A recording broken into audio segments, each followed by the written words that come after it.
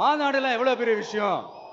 அதெல்லாம் இவர் ஒத்தால எப்படி பண்ண முடியும்? சும்மா பக்கத்துல புஷியானதை வச்சுக்கிட்டு மாநாடுல எப்படி நடத்தி காட்ட முடியும்? அதெல்லாம் அவங்களால முடியாது. அப்புறம் மழை பெஞ்சிரும், மழை பெஞ்சு எல்லாத்தையும் கெடுத்துரும். ஏன் என் கூட இருக்கிறவங்களே கூட தான் சொன்னாங்க. அதுக்கப்புறம் என்ன நடந்துச்சுன்னு உங்க எல்லாருக்குமே தெரியும். இப்ப புதுசா ஒண்ணு சொல்ல ஆரம்பிச்சிருக்கிறாங்க. அது என்னடானா, ஆட்சியை பிடிக்கிறதெல்லாம் அவ்வளவு ஈஸி இல்லை இல்லையா?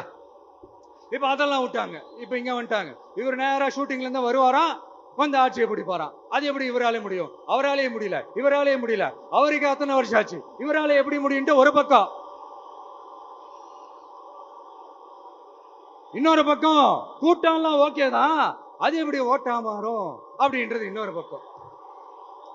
இப்படி கதை, திரைக்கதை, வசனம், இயக்கம், பாடல்கள்.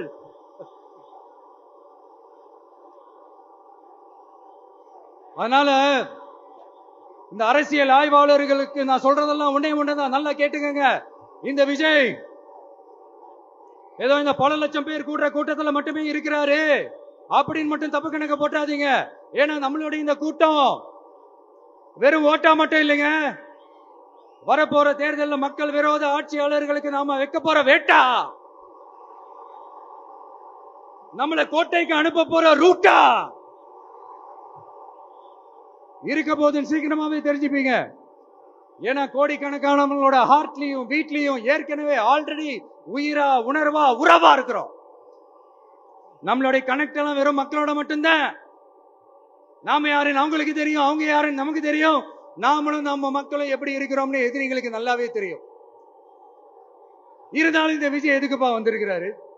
இவர் என்ன புதுசா என்ன திட்டம்லாம் சொல்லிட்டாரு அப்படின்னு வேற நிறைய கேள்விகள். இந்த சொல்றேன், தெரிஞ்சுக்கோங்க. பெண் குழந்தைகள், பெண்கள் மற்றும் வயசானவங்களோட பாதுகாப்புல தான் நம்ம பிரையாரிட்டியே.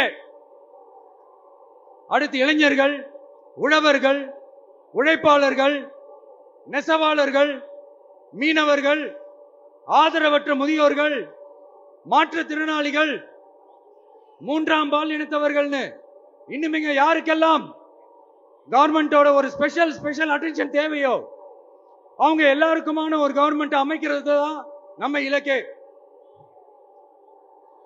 நான் ஏற்கனவே சொன்னதுதான் இங்க நான் திரும்பவும் சொல்றேன்.